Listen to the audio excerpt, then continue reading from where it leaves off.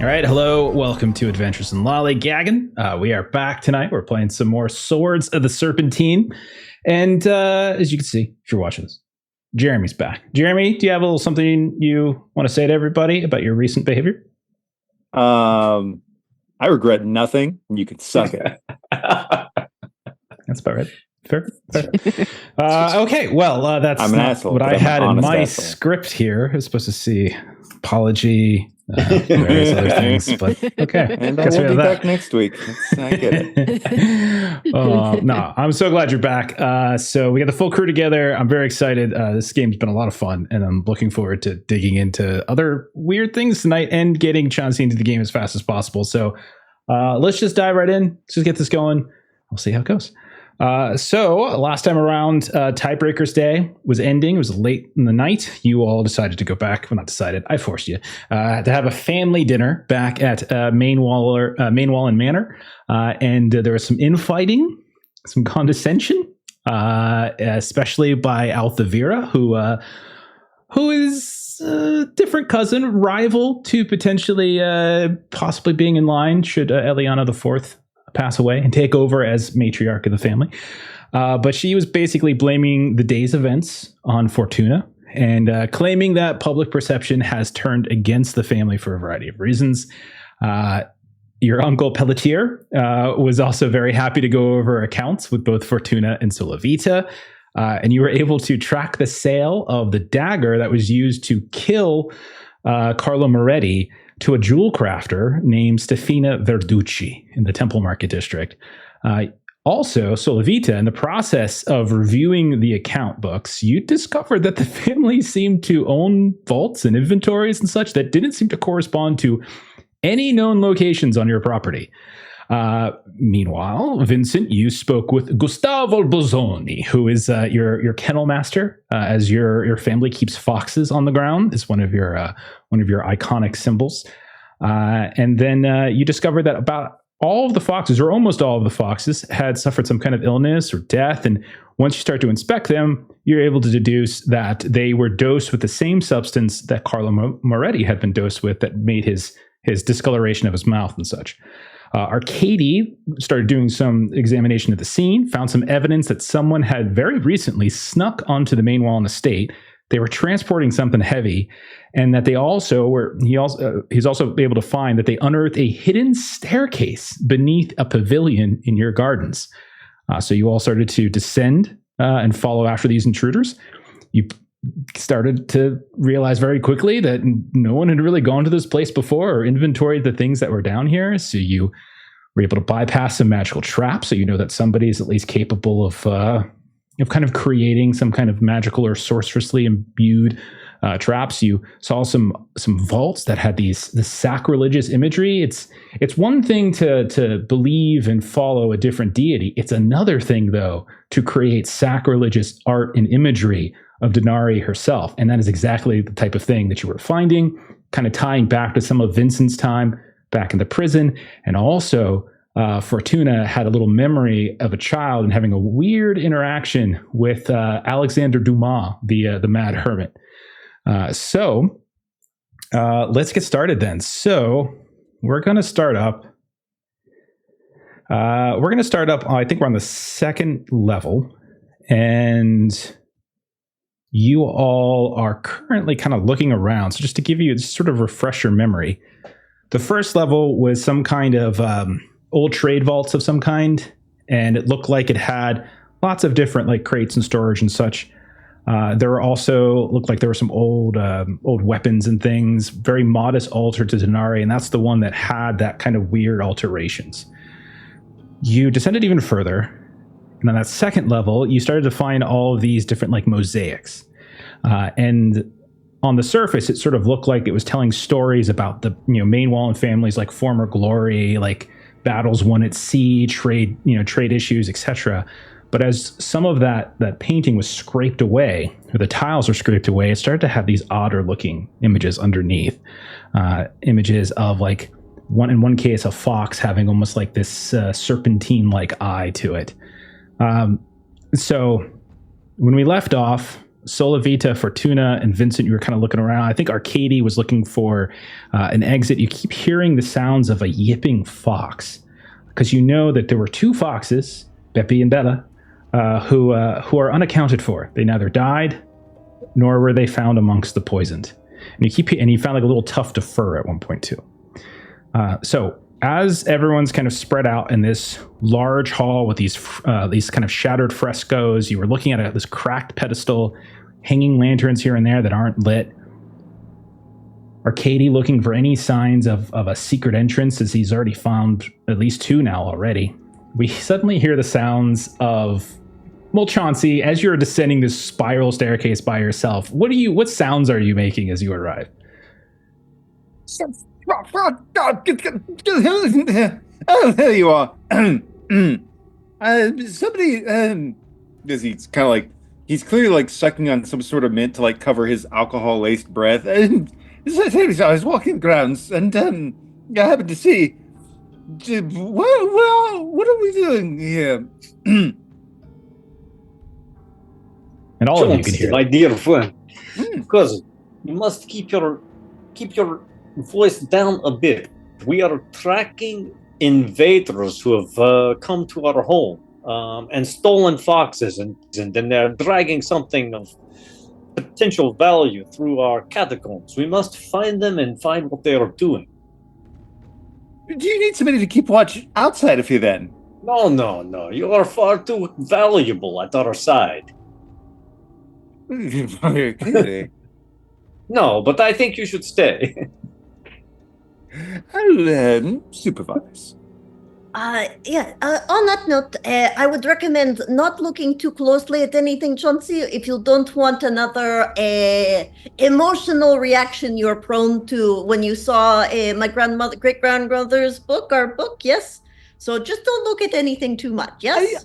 I wasn't going to until you said something. Are we going to find more grandparent books down here? Well, Chauncey, I can't promise no. As your eyes drift like behind her and you look at the wall, you see this partially scraped like mosaic, this fresco, and you can see like there was some kind of painting or partial tiles that have been scraped away, and what should have been like this glorious kind of sea battle between like the people who work for the Mainwallen family, or maybe even like your black sheep cousin, the pirate king, right? It's instead this image of a kind of a heavy-set woman, kind of crouched down beneath some kind of gnarled-looking swamp tree, holding a hand out as a fox seems to be coming closer to her in a swamp. And as she's got like her hand out, but its eye looks very strange. It doesn't look like the types of fox's eyes that you have in your kennel. Instead, it looks almost reptilian. Oh, great. So this is clearly a place where some evil god wanted to tempt our family into corruption. So let's go deeper, down into the catacombs, as if symbolically like going down into the swamp. Wonderful. Great. I can't wait. Yes, but definitely, we were not tempted. Yes, definitely. I should have drank more before I came. You do notice on the ground, I think Arkadiy had discovered this before, that someone had previously taken a break here. You can see there's crumbs of food and drink and like this. Like someone took a moment to take a stock of things and actually eat some food and such. Now, what is everybody doing in terms of what are we looking at? What are we looking for? Like what investigative skills or abilities might you be putting into use right now? Like what's your goals here? Fortuna is still very focused on the family items here, so that's definitely what she's kind of continuing to look at. Okay. All right, and we've already done like a little flashback for you of once having like a encounter with that creepy Alexander Dumas who said something to you about the real goddess or something like that. And when you mentioned Denari, he scoffed and said that's not who. So he was kind of referencing somebody else. Okay. In terms of other things, I would say, is there a skill? What skill would you say you're using as you're examining stuff, Fortuna? Or ability, I should say. In terms of like general Yeah, so remember that in a scene, you're basically Abilities. telling me which of your investigative abilities are you kind of just using as you're looking about the area, and from that you might get some information and possibly a spend to get more information. Yes, I'm definitely looking at like maybe lore types of things or secrets types of things. Okay. I mean, laws and traditions or forgotten lore, I would say, are probably two things that would be okay. Yeah, I could spend the laws and traditions if I don't have to spend. Let me tell you some things, and then you tell me if that's good enough for you. So basically, you would be able to deduce between your flashback, between your like what you're observing, like the mosaic you're looking at of that actually looks like this sail, this Battle of Sail. You think it's around the time it's depicting when your family was fairly well regarded as like a trade partner. Not only that, but you guys had like a merchant fleet of some sort that was sort of under your watch and your steed. And there is like a legend or story about the pirate king Falcone, I think his name was, he goes by other names, who kind of, in some cases, ruined that by like kind of absconding with most of those ships and just kind of left and departed. And so I would say you would be able to kind of date that mosaic somewhat to being a little while back. Probably post-putrid tide, but not by much. Okay, I think I know about when this would have been in our history, and just sort of looking in if within this mosaic she sees any sort of depiction of the Pirate King Falcone, she'll sort of spit at it in that direction of this, like individual that ruined our family. Okay, as you are, sweet cousin. I know that my dear ancestor, my great grandfather, perhaps once or twice removed, the Pirate King Falcone. He may have left the Minwallen family a little worse for wear, but let us not spit on the memory of ghosts. It's not good, especially not underground like this. The goddess Morana will watch us. We made things so much more difficult for us, though I do not mean offense, of course, to you and yours, but our family circumstances could be so much better now if it weren't for... And she's like almost about to spit again as she's like the theft, and she kind of catches herself. But yes. Well, thank you. Thank you for swallowing. Thank you for swallowing the second spit, because let us face it, without him leaving, I would not be here. So, oh goodness, if I open up by the bar, grateful for that. Second spit. It's so good. Okay. What other abilities are people apply? So Fortuna's looking at some stuff, kind of trying to date some of... Arkadiy is just, he's searching for the exit. He's searching for the secret door. Willing to use vigilance, but I'm also willing to spend a point of prophecy if necessary to find it. I mean, I'll take a spend for either. It's up to you. Soul of Vita would be helping you, and I can use these secrets, which is more of the like architectural secrets. If I've seen something similar to this setup before, maybe. Okay. I mean, between the two of you, someone spend a point, and I think we can, depending on which ability you use, will flavor how the information comes. Who wants to do I'll go ahead and spend I'll spend a point of vigilance. Okay.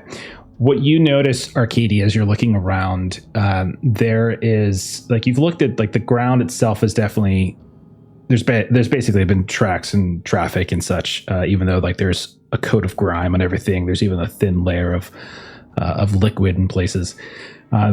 You do notice, though, that there is a section of one of the mosaics that where there's all these sort of different chunks of tile, that there's a whole swath of it that appears to have been like wiped down.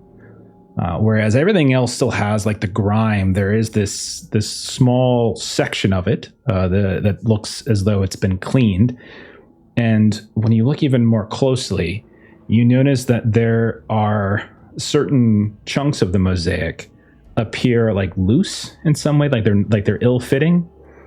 And just kind of like running your hand over it, and you feel like one of those kind of presses, like you feel like it's almost like a button. There's a few of those that look like that. You think there's some kind of combination here, and it looks like a secret code of some kind. So he unfocuses his eyes. In fact, they kind of roll to the back of his head, and he just hovers his hand in front of it, and he tries to use the gift of prophecy to discern the combination. You have like this bit of cold wash over you for a moment, and your hand reaches up. Any of you that are kind of watching Arkadiy at this point, you see his hand just lifts up kind of numbly, like it's almost limply as it comes up, and then flips as if it's like he's lurching about. And for Arkadiy, you kind of see an image of a kind of a lithe-looking figure. You think male, looks to be in relatively ratty clothing. There's like some kind of necklace that is glinting, and you see their hand move and hit a few of these tiles in a particular pattern. And the rest of you who are watching Arkadiy, you just see his hand kind of moving. And then each of these little buttons gets pressed, and then suddenly you hear, and you see off to like on the outskirts of that wiped down portion, like you can see it kind of loosens up, and then the door recedes, and you hear like the sounds of almost engineering beginning as it recedes back. And then Arkadiy, you're back. And so Arkadiy will quickly, take the lantern. He's looking for traps. Since there's been several traps, he's looking to see if the backside of this is trapped as well. With vigilance, you can definitely tell that there, as you like shine a light down into this recessed area, you see this like relatively long, narrowing black tunnel with a very low hanging ceiling. To the point where any of you who consider yourselves tall are probably going to hunch. But you do see that there are these tiny little strands that are both at the bottom and at the top. So they would catch someone on the head, it would catch someone on the leg. You can see that they've been run across the hall. Does he see any way to disarm them without activating whatever they're attached to? I would say, with the experiences you've had so far, the fact that they magical, probably. Yeah, you might probably want to call over one of your Arkadiy. Vincent and I can. Yeah, indeed. Look, see the trap here across the head, and the one here across the across the ankles. Those are great eyes, Vincent. I think you and I should be able to do this. Maybe do we want to do them at the same time? One on the top, one on the bottom? Yes, another magical trap. Let's rid of it. Well, yes. Well, and looks over at Arkadiy and then looks at Vincent. Well, it definitely didn't give in to temptation. Okay, you get top one, I'll get the bottom one. Okay. And we're very normal people. I would say the two of you, again, with your knowledge, wouldn't have any particular difficulty. You have no particular difficulty kind of. Not so. It doesn't look like there's any particular runes to it, but you definitely tell like something has been left behind. Like the strands themselves aren't just like a line.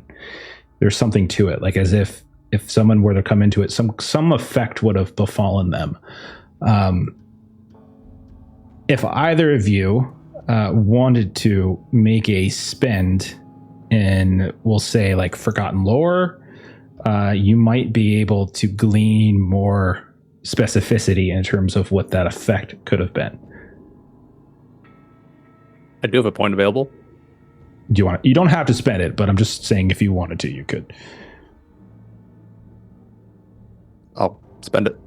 Okay. You know that the part up towards the top, Like there's this strand that comes along as you detach it from where it's been fixed.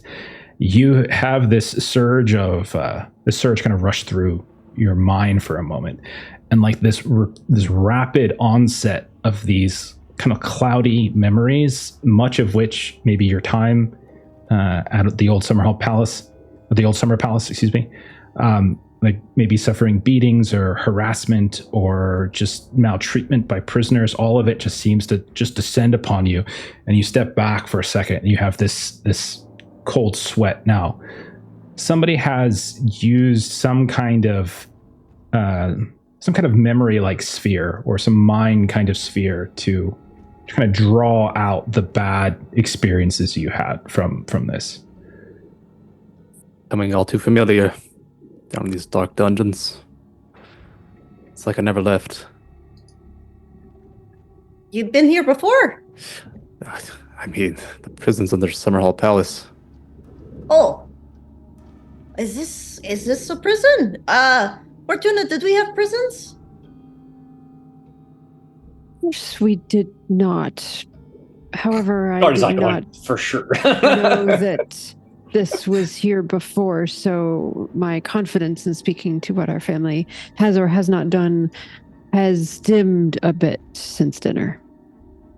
Well, before we get sidetracked in family politics, let's follow the bad guys and get our two little foxes back.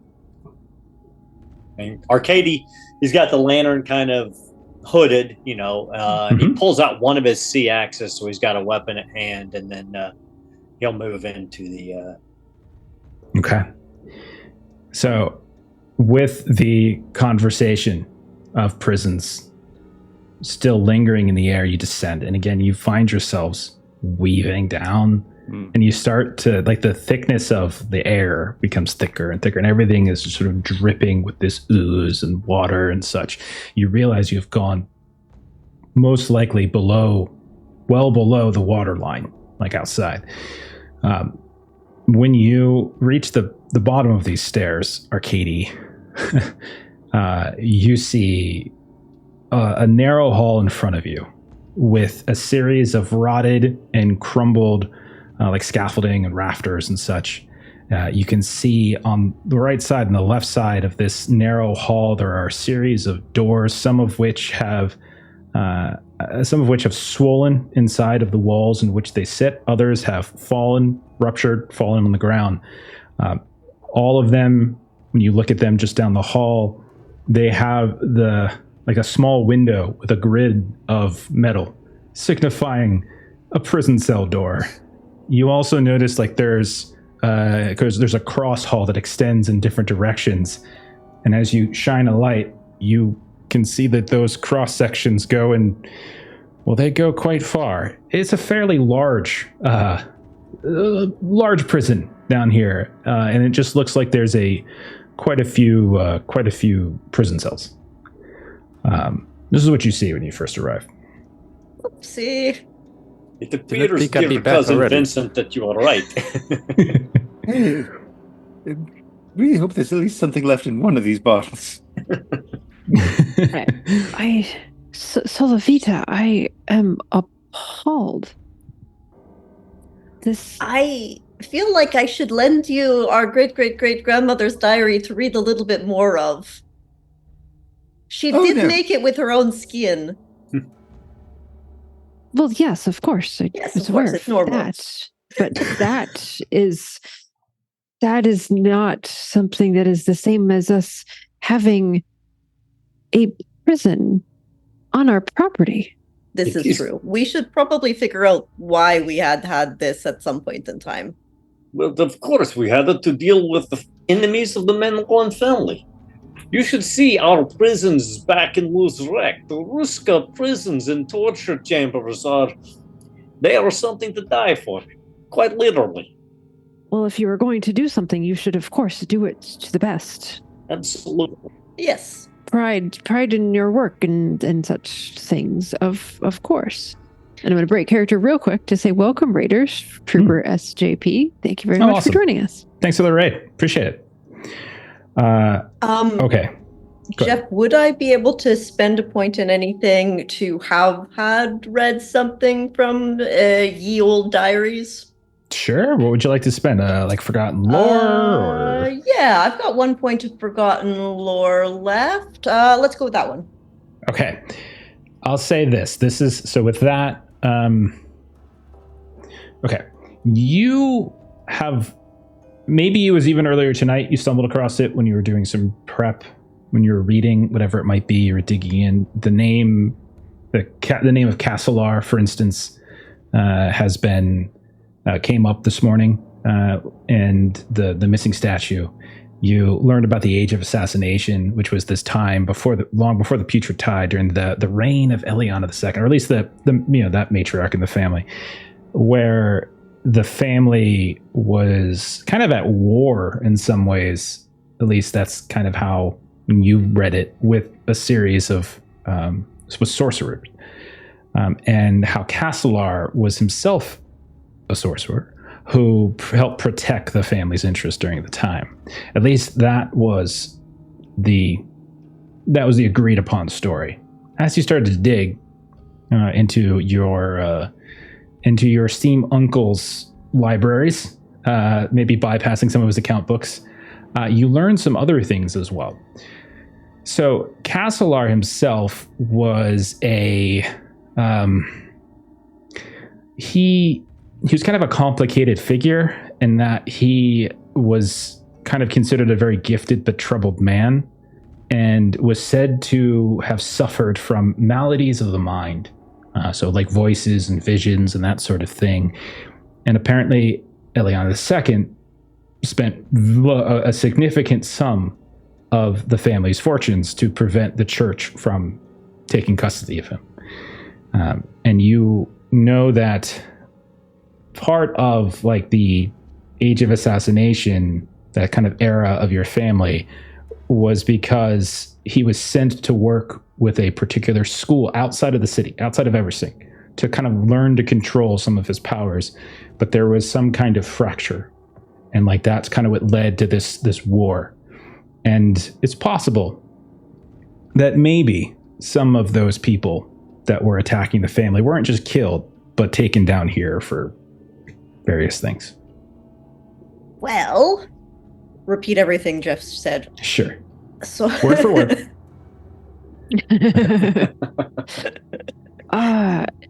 Fortuna goes over to Chauncey. Did you have any more of that on you? I've poured a little bit of everything that I found into one bottle. It's okay. I think if you look over at Vincent, this is hardly like an account. Like this has happened a few times now. Yes. Yeah. Oh yes, I spend all my off days finding ancient prisons. Of course. Fortuna takes a swig from Chauncey's. Thank you very much, dear the Chauncey. The great thing about this family is even the alcoholism also runs in the family. I'm Lots sorry, of things Chauncey. What was that? Oh, I was saying even the dregs of what's around here are amazing. This is very sight to behold, and could I have another one actually? And she takes it back for another swig. Thank you, dear Chauncey. Arkadiy's just looking to follow the tracks. Sure. Vincent, maybe do you have prisons? Do you have a good idea of where to go from here, as well as Arkadiy? I can't imagine they're using this. We'll just have to go through it. Okay. So as you're exploring and looking around, Arkadiy is using vigilance to kind of keep an eye on if there's any signs of disturbance. What are other people using? Again, investigative abilities. Just like, what are you keeping an eye out for, or thinking about, or studying? As I'm assuming you all are relatively grouped, moving about. It's not a dungeon crawl, so we're not going to get too precise with it. It's just, what kinds of things are you keeping an eye out for as we move about? Like, what investigative ability do you think you're using? Skullduggery. Okay. I think that makes sense. Okay. Vincent, do you have an idea? Yeah, maybe a little bit of a corruption. We've been seeing defiled symbols. Yeah. I think lingering down there. Okay, so getting any sense of, are there any kind of corrupted areas or perfect? Fortuna? I think still anything that's art, symbols, lore, secrets, that kind of stuff. Like that's what she's looking for. Okay, so you're still doing Forgotten Lore? Yeah. Okay, perfect. Chauncey? I don't see a lot of social skills really coming into play here. No, I mean, ridiculous luck could still come into play, though, so like you could just I spent all 3 already. It doesn't matter. This isn't Oh. spends. Yeah, I'm not asking for Oh. spends. I'm just kind of getting a general vibe of how you guys are all like moving about, so I know how to flavor. I would probably lean on that, but where his mind is at, and that could flavor how it goes, is he initially is trying to use his like feigned knowledge and abilities. Like, if there was a VIP prisoner, clearly you would want to walk them down like the most, noticeable route, and yet you'd want it to be short, because who wants to really go through a lot of work with a hoity-toity person? So if it was somebody important, I would go this way. Okay.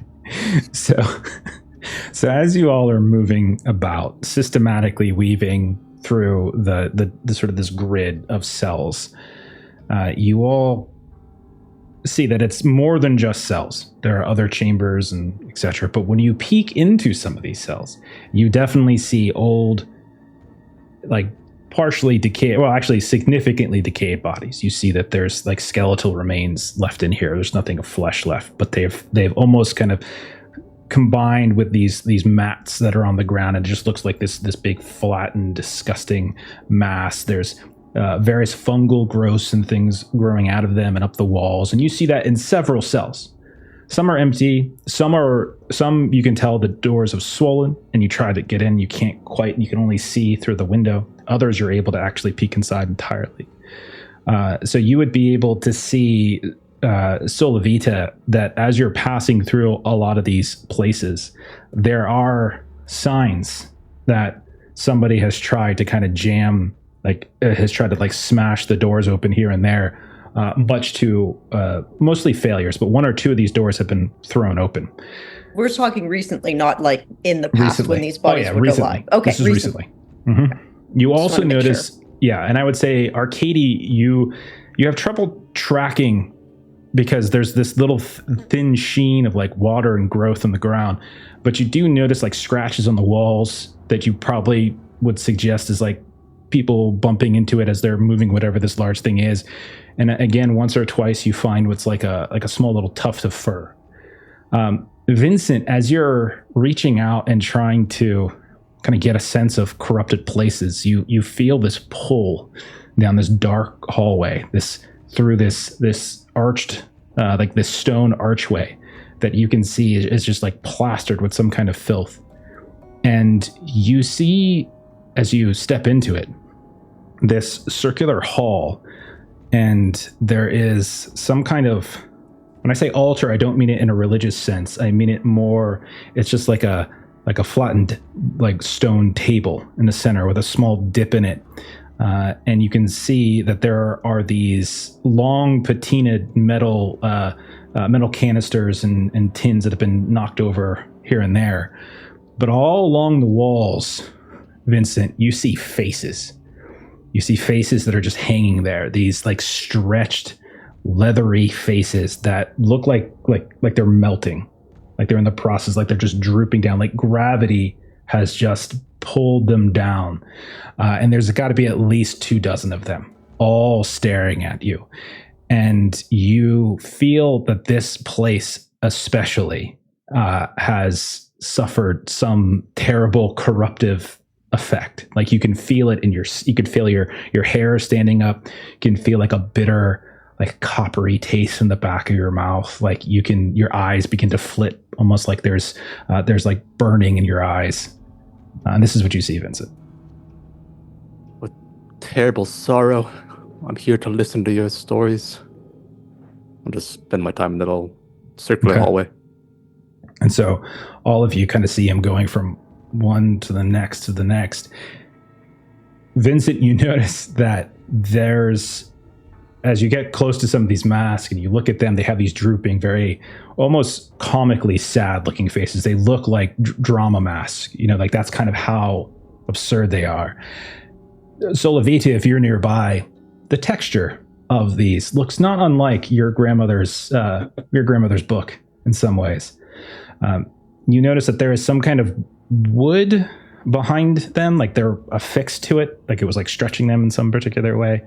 And you also notice, Vincent, that there is leading out of this chamber.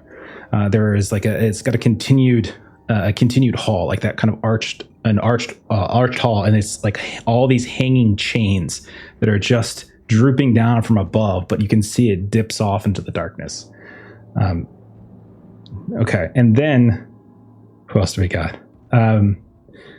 Fortuna, I would say, in terms of lore and things like that, this particular altar in the middle, like if you come into the room with Vincent, it while you don't necessarily know that it's attached in any particular way to your family, but I'm sure you've done readings. There are very lesser people and clans who have practiced a certain kind of ritual sacrifice. This has that kind of quality to it. This certainly has that bearing. And you see like these little friezes and stone etchings along the side that has what appear to be symbols of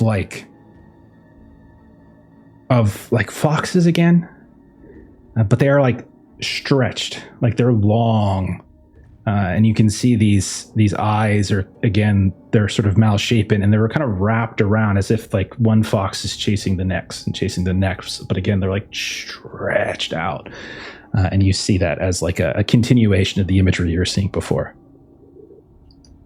Imagining as Fortuna is seeing this sort of whatever, kind of movement, I'm almost imagining sort of like old Italian grandmother doing like a sign of the cross kind of a thing, but she's doing whatever the sign of the goddess is, as she's kind of just looking all over like, oh, first prison and now rituals. What things have happened here? And she's just like kind of lost in thought looking at these. Arkadiy comes up behind her shoulder. Dear cousin, I think I now know why my grandfather, many times removed, Sainted Falcon, left the Manwallen family. You all are quite dark. I do not doubt that if we had full versions of all of this information, it might make some things make a bit more sense. Indeed. And so, as you guys are lingering in this hall and seeing these kind of horrific things, Vincent, you're just feeling this pain and sorrow is just like weeping down, like the faces are drooping, but again, it just feels like they're raining down this bit of sorrow on you. Chauncey, it's a little overwhelming, and as you kind of stumble about and you just put your hand on one of the walls, the wall just kind of gives way, and there's this whole grouping of stone that just falls down, and you go tumbling down and Shush, quiet, not so loud. And you see this, like it looks like you've bypassed what looks like some swollen or busted doors, and you see this pathway. And not only that, Chauncey, you hear voices down that hall for the first time since you guys have been in here. Quiet yourselves. There's people down there. What are you doing? As he does his best to get his clothes back in order and tend to walk with some amount of dignity. Okay. Very Covered in good, ground. Chauncey. I knew you would help us here. You wouldn't know what to do without me, obviously. Indeed. We could not possibly survive without you. Yeah. I'll take it. Arkadiy thinks it's the truth. He's Chauncey's biggest fan. So For sure. Fair enough. Okay, so you hear voices down this dark corridor that you've kind of found a shortcut into. You're in this weird hall of like this just chamber of faces, but you do hear voices.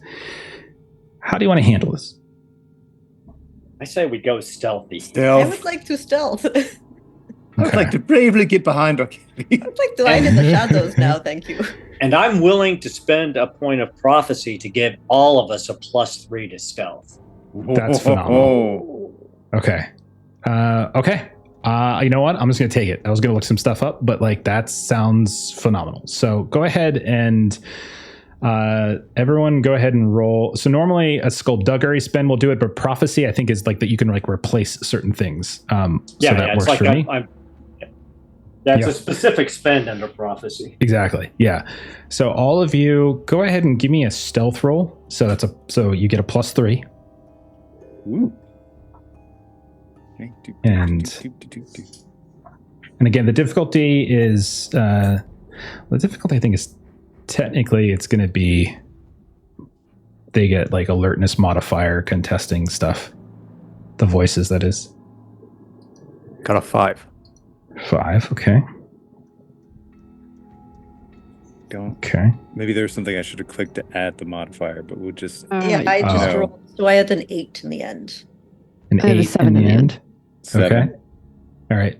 Anybody got an 8. Okay. I'm just going to go with 5 because 5 is your lowest, and I think that's what's most important in this case. Okay. And so let me roll something really fast. All right. You rolled really high for that. I mean, you rolled a 5. It's pretty good. I get it now.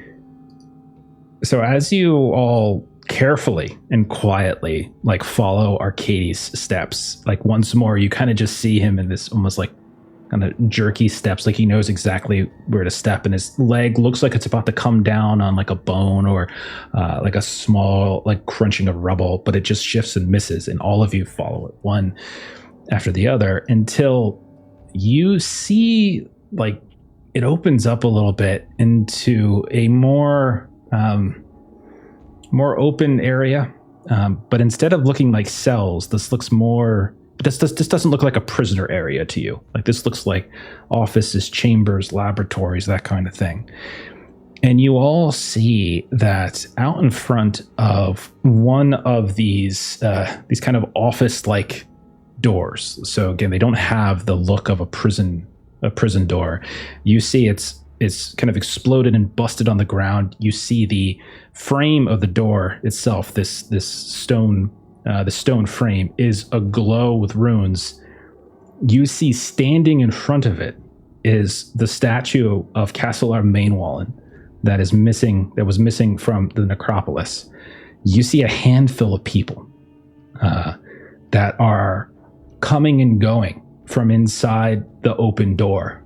And one of them, Arkadiy, you recognize from the vision, this lithe, kind of ratty-looking person that is almost talking to the statue. It's just like like saying things not to another person. Others are dressed in dark clothing, and one of them is kind of a little bit bulkier than the others, but most of them are and they move very quietly. And you can see them coming and going without a whole lot of effort. And they're kind of like stacking up, like they're like filling out things into bags and things. They're filling stuff up. It looks like they're taking like tomes and ledgers and stuff like that. And that is what you all see.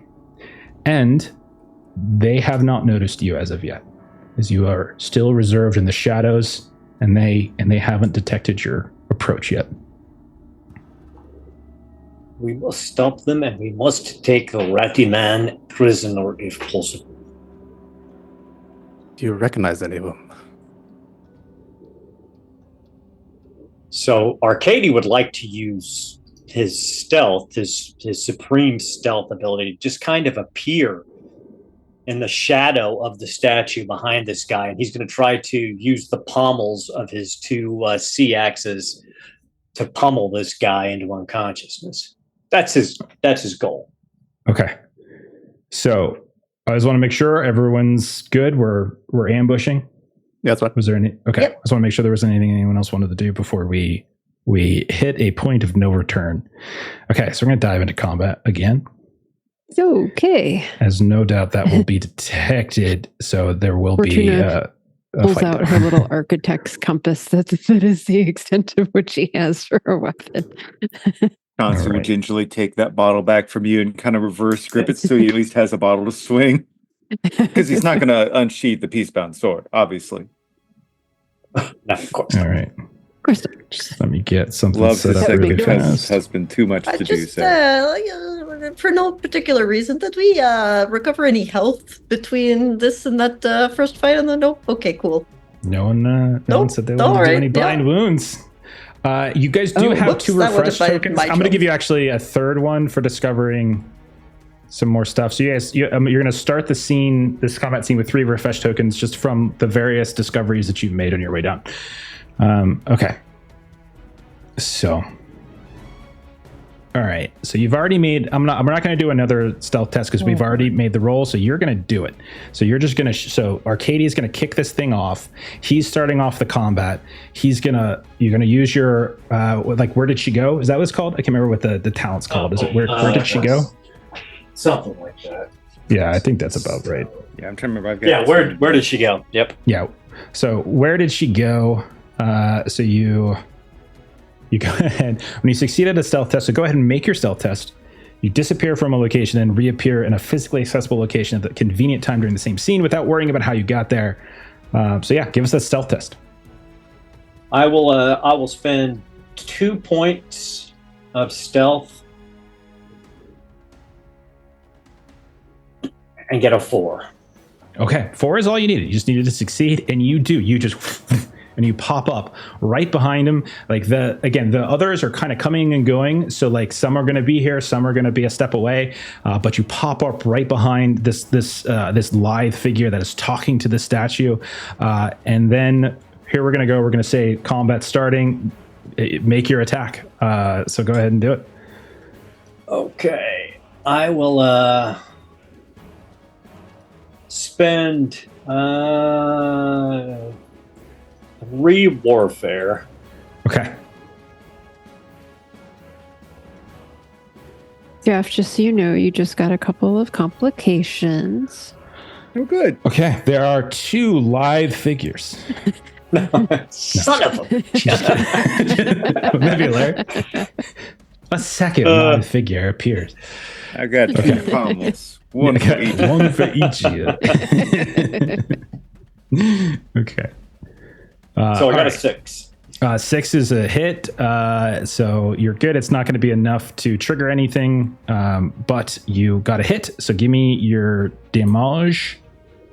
I think you're gonna have to remind. It's just 1, right? Plus. Yeah. So for you, it should be 1d6 plus 1 because your weapon I think has a plus 1. So unless you wanted to do any kind of specific spends to increase that damage, you are just that's all you're rolling.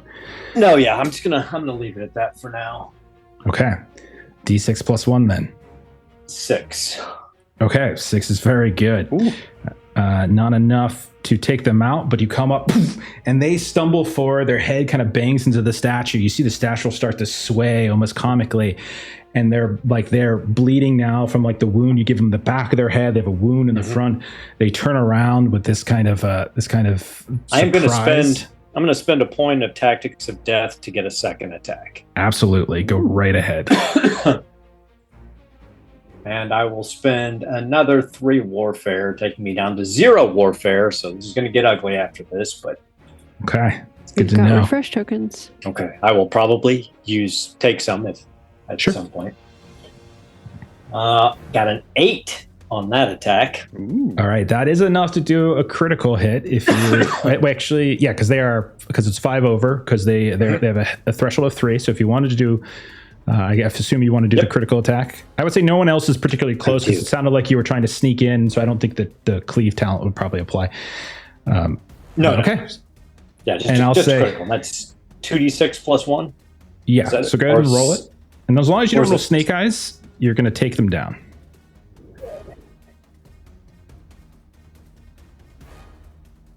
Close to snake eyes. I got a total of 4 damage. 4 is enough. A 4 is what you needed. Okay, and so they collapse. Okay, and so the lithe person goes dropping down. You quick. Are you continuing to just pommel him, or are you just stabbing? How do you describe? No, how do you take him down? I'm using the pommels of both C-axes. So I envisioned him coming up behind him and just slamming both of them right into his temples. Okay, and so as he stumbles around for a second, in a daze, eventually he collapses. I am going to make a spend on one of the other figures here to seize initiative. So normally it's popcorn initiative. Arkadiy would probably toss it to one of you, but I'm going to spend that, and I'm going to say the brute, this bigger, brutish-looking fellow, as he's like carrying something out, and he kind of tosses it, and he is going to instead look at the fact that someone fell, and then look at Arkadiy, and he calls out, "Intruders!" and he charges at you. Okay. He's going to try to think of how much malice I have to spend on this guy. Okay, so he's going to... I'm going to spend 2 points of malice on my to-hit roll to try to increase my attack on Arkadiy. I'm going to spend a point of prophecy to give myself a +3 threshold to health. So what do I need to hit? A 7. 7? Okay. All right, so I need a 4 or better to hit. I rolled a 4, exactly. So it's exactly a 7, so it's a hit, no crit or anything like that. So his damage, it's just going to be a d6 plus 1. Yeah. That's going to be 5 points of damage. As he charges in, he pulls out what looks like this sort of gnarly looking, certainly not a particularly precise weapon, but you can tell it's some kind of long machete-like weapon. It looks crude, but it hurts like a bitch. Mm-hmm. Then I'm going to spend 3. That's reduced by armor, right? It's reduced by armor, yeah. I'm going to spend 3 malice to give him an extra action because I don't know how long he's going to live. So let's get as much as I can out of him as I can. And so he's going to swing once more at Arkadiy. All right. Just recording my malice spins here. All right. That is a 8 to hit this time. So I rolled a 5. It's definitely a hit. Okay. And so, yeah, I don't think he's got anything else. So I shot my wad here. 4 plus 1, so 5 points of damage again on the second hit. 4. So I'm at -3 now. Okay. So Arkadiy pops up, knocks this guy down. This sort of lithe guy who's talking to the statue falls, and then just coming out of the door of this now illuminated frame, rushes up to Arkadiy and just stabs and swings around with this like big, crude machete-like weapon. It's then his turn, unless any of you have seize initiative or anything like that. Anyone seize the initiative? Nope, no one. Okay. I mean, yes. No. Okay, so one thing, let's double check something with the healing. This is the first time I think anyone's gone to negative. So let's make sure we're doing this right. Yeah, I was reading over the healing stuff too. Like bind wounds, 1 point bind wound spends, restores 2 health to an ally. 1 point leechcraft spend grants 6 points of health to an ally if you have ranks in bind wounds, or 3 points of health to an ally if you do not have ranks in bind wounds.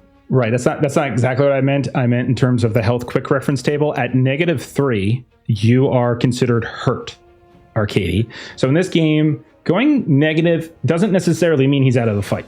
It means he's hurt. Like that's when you can say you're actually hurt. And in this fact, Arkadiy's taken some beating. So Arkadiy, you need to make an immediate difficulty 4 health test to stay conscious.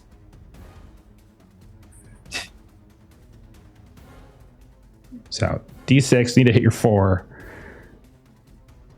I'm kind of remember if there's anything you can spend to boost that.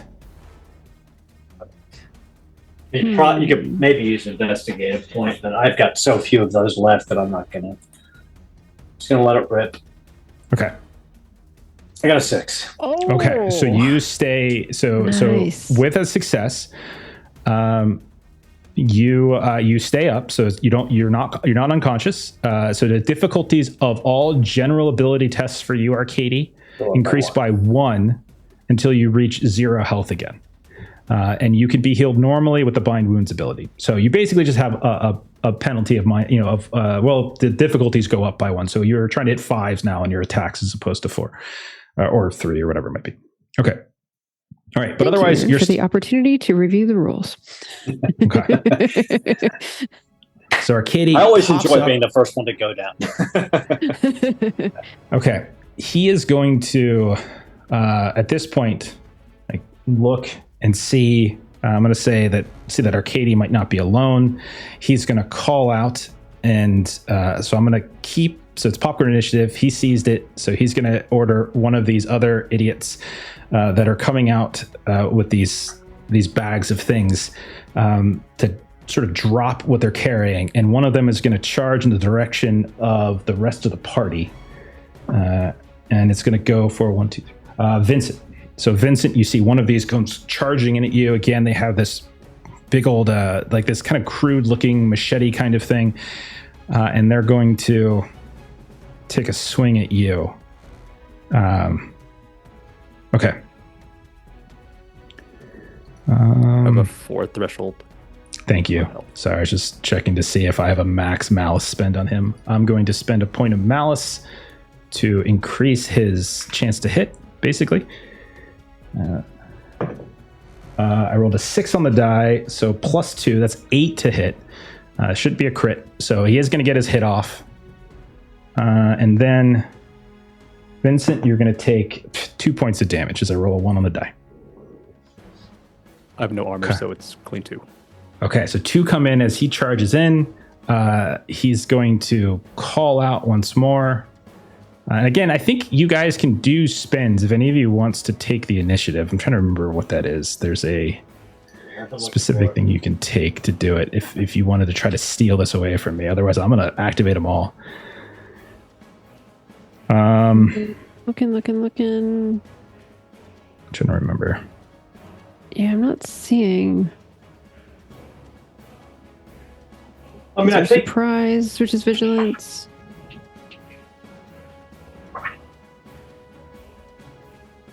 Yeah, Don't I can't see see it on my anything. little cheat sheet. But if anyone comes up with it, let me know. Otherwise, I'm going to say another one of these charges into the group, rushing past. I would say this, like, you know, all they do is give sample spends. So, like, if there was a reason, if you had an investigative skill that you could reasonably spend a point on to seize the initiative, like Tactics of Death, or Prophecy, or Ridiculous Luck, probably I'd be down with that. If anybody wanted to try to steal, otherwise, rushing out of the room, charging in, pulling the sword, he's charging at. I'm going to charge at Solavita this time. Okay, so again, I'm going to do my spends. Solavita does a 6. Yeah, 6 is definitely going to hit you. What am I talking about? Okay. And they rolled a 4 on the die, so that's 5 points of damage to you, Solavita. Oh, and I still don't have any armor, which means I'm at 0. Okay, 0 is okay. It's going into the negative that requires the death, whereas the death save. Okay. So you're okay. I am actually going to give it over because I don't want to get into that situation where you all get to go twice. So I'm going to give it over as I do have some more stuff to do. Is there? You know that there's a handful of people. I'm going to give it to Vincent. Vincent, you got hit. You got stabbed. What do you want to do next? Got this guy right in front of you. You see Arkadiy is like dancing around this statue with this big brawly dude has already knocked one guy down. The statue is comically weaving back and forth. What do you want to do, man? I start crying, not from getting hit, but from the stories that I heard in the hall. And when the tears break and hit the ground, small wails enter the ears of the enemies, and they get filled with guilt and sorrow. They just are affected by this moral. They don't want to do anything anymore. So it's a little sorcery. So just some sorcery. Okay. Awesome. Very cool. Roll your test. Spend if you want to spend anything ahead of time to try to boost that. I'll spend 3. Okay. Got a 4. Okay. 4 will be you target morale. In front of me. Yeah, morale. It's morale. Okay, it's still good. What kind of damage are you doing? Let's see, it's morale. I'm still not really understanding the damage. So by default, it's 1d6 plus 1 for a sorcery attack. So you'd be rolling 1d6 at plus 1 as like your default. But there are spends that you can do to increase that if you wanted. So you could. Page 114 shows you the spend to damage as a table. So some common things you can do. You could spend an investigative point from any investigative ability if you think it would help. That would give you an extra damage die to your attack. That's one thing. And then there's other more specific ones, but that's the most common way to probably increase your damage if you wanted to. I see. So my sorcery spend is like completely different from the damage spend. Yeah, a sorcery spend. Sorcery is a general ability, so it's just like an attack roll essentially. And don't forget that with sorcery, there's corruption spends to get the big juicy stuff, but that goes bad because then it could potentially infect yourself, affect others. But you can get really cool effects from it. It does mean that you have to figure out where that corruption goes. So like for corruption damage, if you want to do this, you could spend like 1 point of corruption to get like an additional damage to a single target, or you can get the total damage to all within your point blank range. In this case, you only have 1 at point blank. You could spend 2 corruption to get like 2 dice plus 3 damage. So like there's a lot of damage you can get for corruption, but the trade-off is that you have to do something with that corruption. Do you internalize it? You know, whatever. Okay, I'll just do default for now. Okay, so 1d6 plus 1. Okay, go for it. 6 total. 6 total. Nice. Okay. These guys actually have 1 thing of grit, so that 6 is going to be reduced to 5. So he's going to take 5 morale damage, and that is it's still plenty to sort of take him out of the fight. So describe what it looks like as you essentially like make him cry to death. Like, what is it you do? Describe it. He doesn't cry to death, but he sees my tears hit the ground, and every single tear that hits the ground, a little wail of this little sorrow, spectral wail hits his ears. He's filled with this guilt, and he loses the willpower to continue fighting. Okay. So would you say he like drops his weapon and runs, or he just sort of like flops to the ground, or what do you think? Yeah, he drops his weapon. He's just contenting with his thoughts, like, why is he here? Should he be fighting? Okay. So you guys just see him as he drops his weapon. It clatters on the ground, this big, heavy, crude, like machete cleaver kind of deal. Why are we doing this? Revenge is a dish best served cold, but it's frigid now. This is a waste, he calls out, and you see him just kind of like get really sad and just like walk over to the wall and just put his hand on the wall, and he's just what? So much wasted effort and time. And he's out of fight if you want him to be, as he is at 0 morale. Okay. Who would you like to go next? I'll go over to Solavita. All right, Solavita, 1 in front of you. I will get back to you. And she's gonna deke over to Arkadiy. Okay. You rush up. You push past the one that you was kind of swinging at you. You managed to kind of duck up under a swing. You get right up next to Arkadiy. Okay. So I was trying to find it. It's not on page 80, unfortunately. But so the Leechcraft, if I do 1 spend, it would be 6 health points. And then can I include Bind Wounds for a +2 for every spend? So a Leechcraft spend heals health, and it boosts rolls to resist poisons, etc., etc. So let me... Because I can just spend on the Bind Wounds and get up to 10, or I can do a mix and match. I would have done like the 1 point of Leechcraft and then like 2 points of Bind Wounds was my plan but I couldn't figure out if the rules would allow for that or not.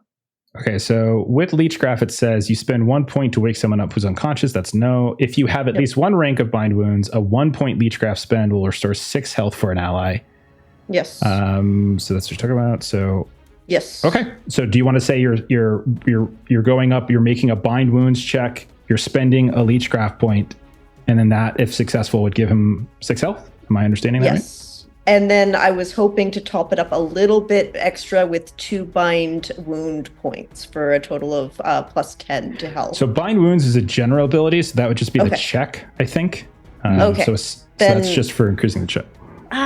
Okay. It reads like you spend the points, but I'm going to just do the Leechcraft for now, and I'm going to get Arkadiy up to 6, I'm really not well. I'll deal with the statue in a second here, but Arkadiy, I think we need you. Okay, sorry, I'm just looking at what you were saying. Yeah, 1 point of blind wounds spend restores 2 health to an ally or 1 health to you. I see what you're saying. Yeah, it doesn't read like you're rolling. It reads more like a spend, even though it is in the rolling section. Yeah. That's why I was trying to find the rules for it. It was a little bit muddy. Yeah. For now, I'm just going to do leech crap. That's fine. Okay. We can figure it out later. The 6 gets him plenty up. Oh, yeah. Back Well, into gets the me up to positive 3. again, so. Yeah. I wanted to get him Yeah. full. Okay. Yeah. Oh, thank you, I sweet was cousin. greedy. Okay. All right, so you rush in. What does it look like as you try to tend to him while he's dodging and ducking in the fight with this other kind of brutish looking man? So Solovita, probably not the first time she's done this in this instant, has pulled out bandages, and while he's ducking and parrying with his sword up or his axe up, she'll tighten some bandages around his midsection, get another one up on his arm as he ducks down for some other thing. Just right behind him doing this and mirroring his movements. Okay. And he's got Alright. sea axes, which are long fighting knives, Viking long fighting knives. Okay. Thank you. It's like you're trying to get someone to measure like a kid for a suit, and he just doesn't want to sit still, and you're just trying to. But I've done this a few check the times, waist. so it's okay. I've got you, Arkadiy. Okay, so Levita, who are you going to give the initiative to? Chauncey, Fortuna still have to go. I have 2 others that are still to go as well. Fortuna, you do something about the person that he hurt me a lot. You are supposed to look out for me. Well, yeah. As my mother's sister, it's your responsibility. Yes, so that is absolutely. And so she is going to kind of seeing what Vincent did, and kind of hearing that We're just gonna make a bunch of grown men cry.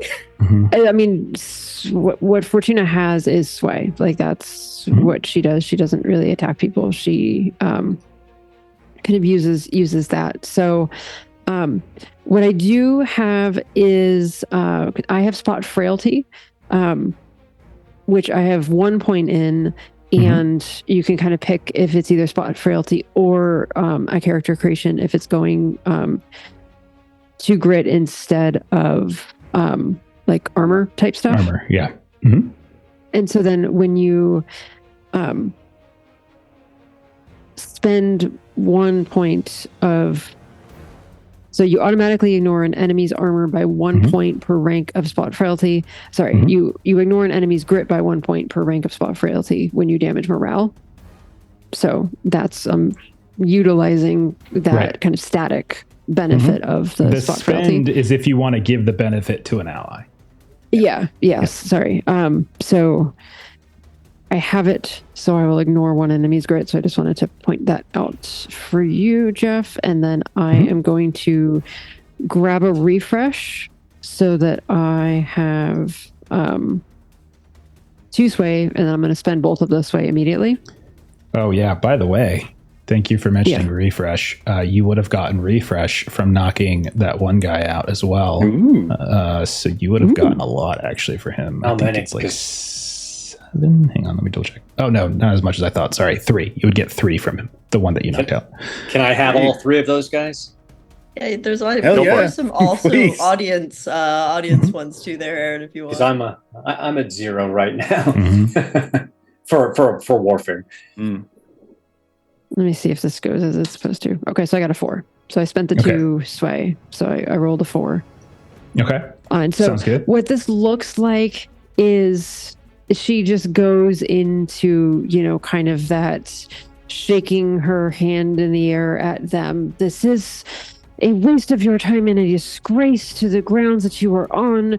You do not want to shed blood on this day. You want to release those weapons, and we need to figure out what blasphemy is happening on our grounds. And so that's kind of the direction that she's going with this massive, finger wagging, shaking fist in air. The old Harridan approach. This is the one that was attacking Solovita, I'm assuming? Yes. Okay. Yes.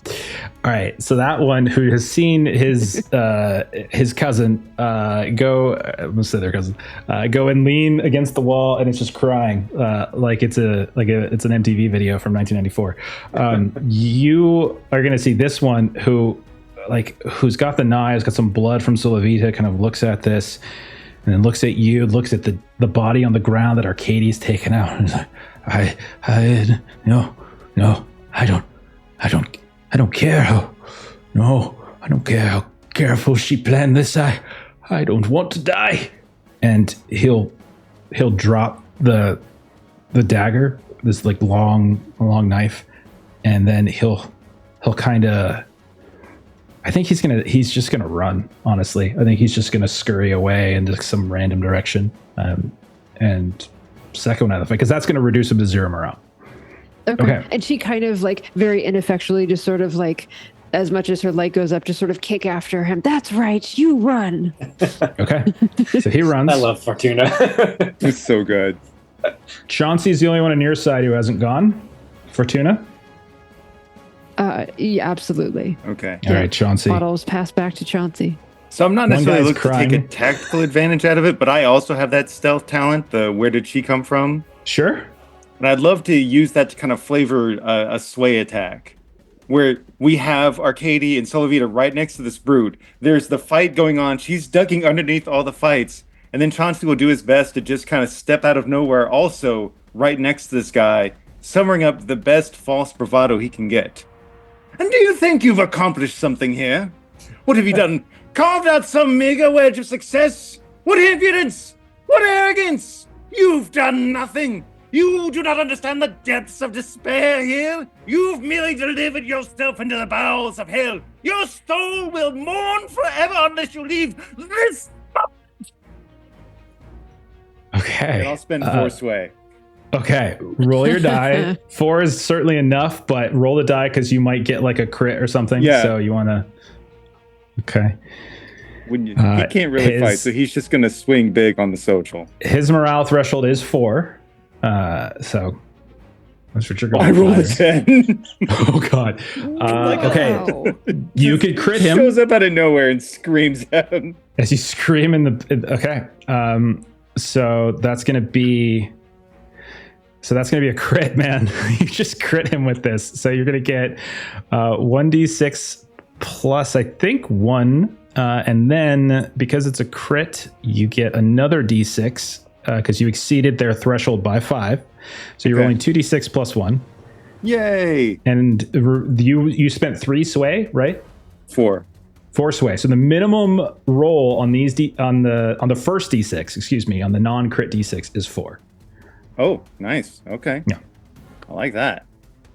Oh, I forgot about that. I'll on the do damage. 11. Yeah, you rolled even better anyway. Wow. Just terrify this poor man.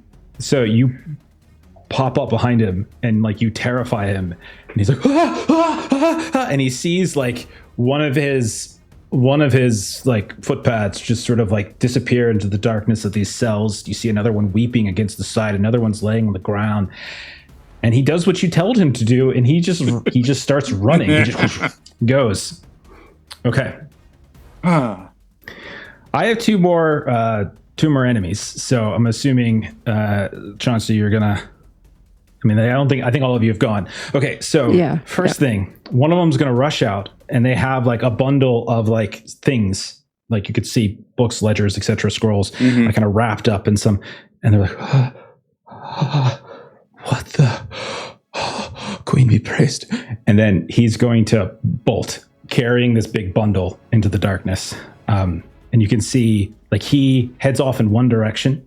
You see a second one come out of the room with that glowing lights, and they're and like as the first one flees, is shout, grab it and go, split, one of us must get out, and then you see the second one come out, and they start running away with their bundle a different direction entirely.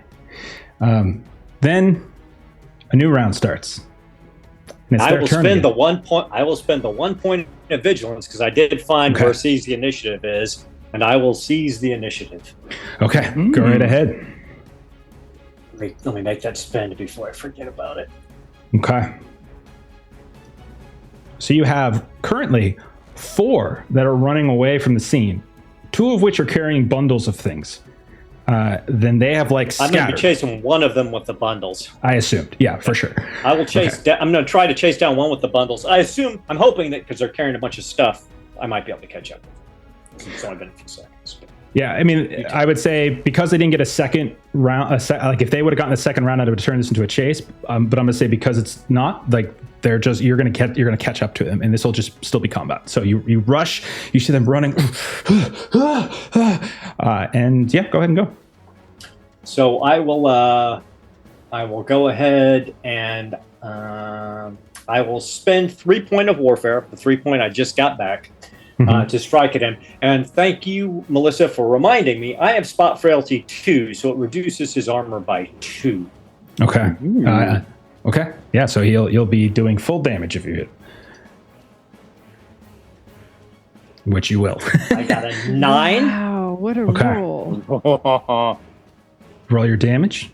Is it a crit? More than an. I mean, like honestly, you're gonna kill him.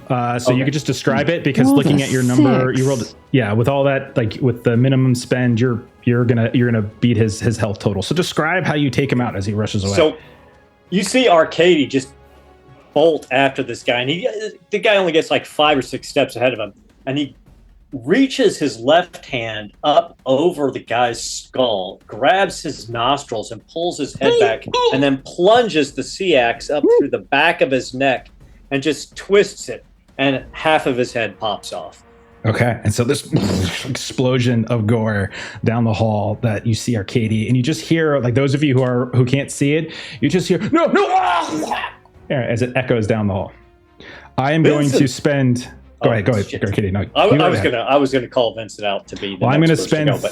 I have seize initiative as a ability, so I'm going to spend. I'm going to spend my 3 points of malice on this one guy rushing away with this bundle of stuff. To seize the initiative, and he is going to continue to flee, out of sight, out of sound, disappearing somewhere into these dungeons somewhere, and then.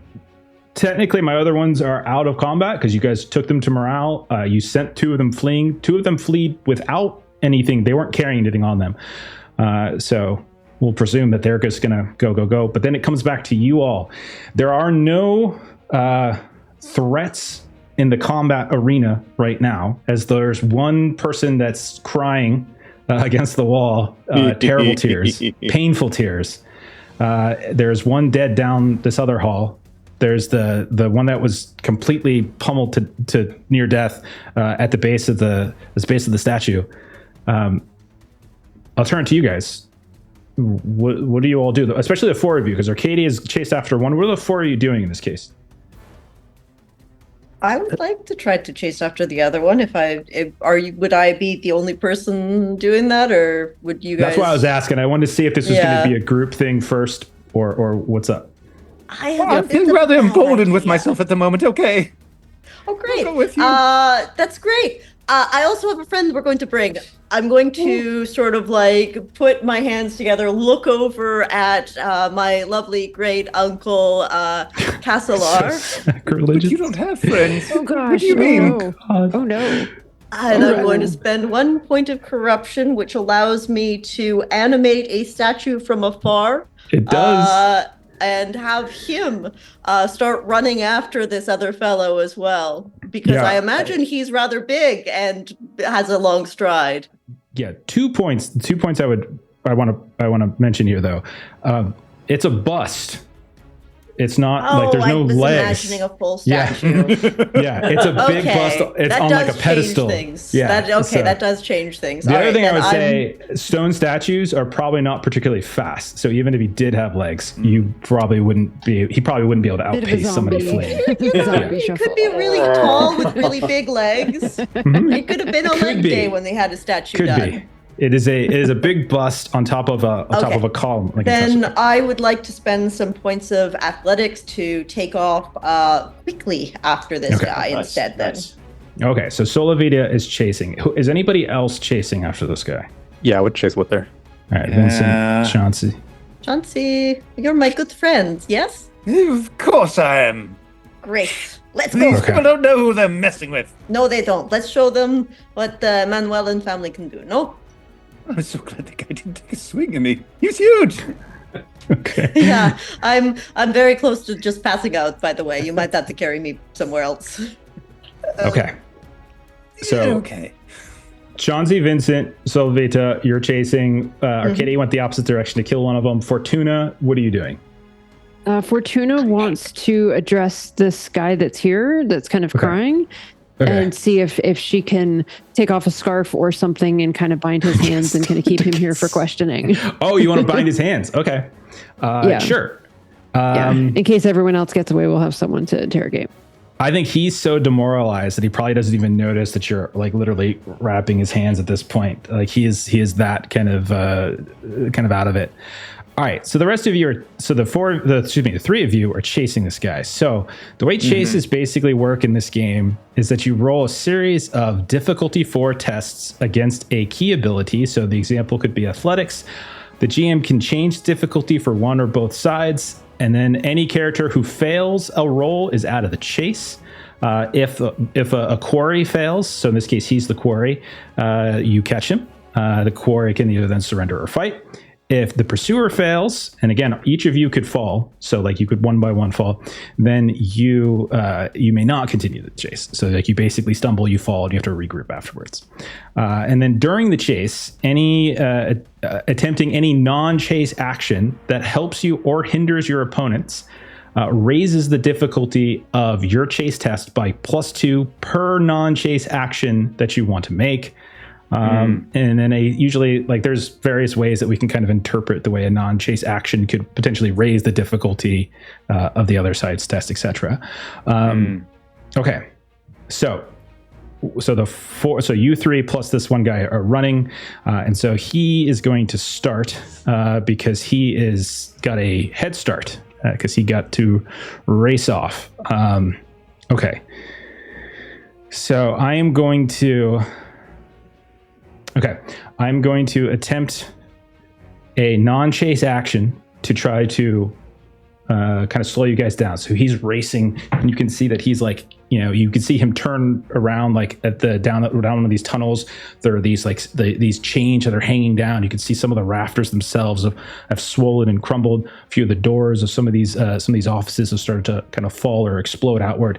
And he's going to do the classic thing is as he's racing, he's just going to try to throw something down behind. So he sees this door that's kind of hanging off its hinges, and he's just going to try to rip it down and see if he can make that more difficult for you all.